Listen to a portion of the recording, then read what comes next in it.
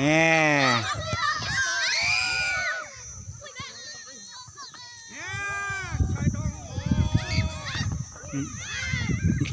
อหลังเดี๋ยวนี้ที่จอเลี้ยจะจานว่า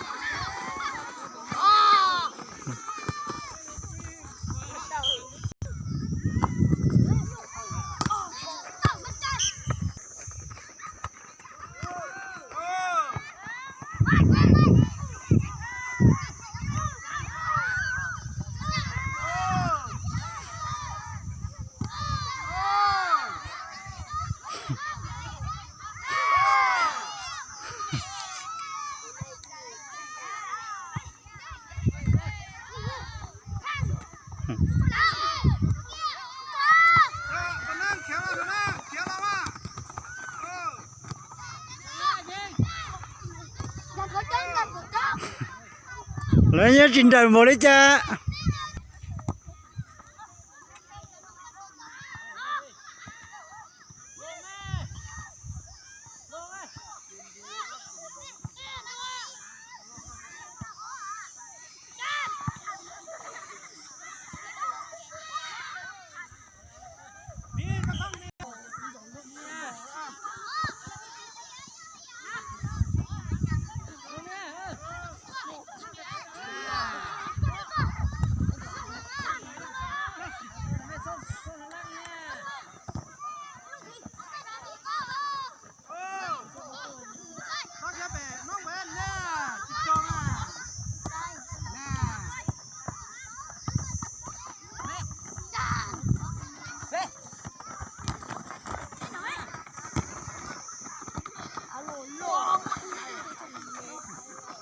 สั่งนะจินใจเลย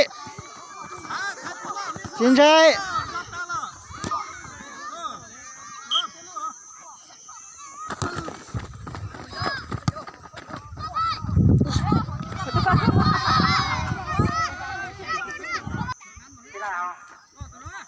ถือว่าประตูข้างเวียงตบกับน้ำเย็นตั้งที่หนึ่งข้างเวียงเอาไปได้2 ประตูต่อ 0นะ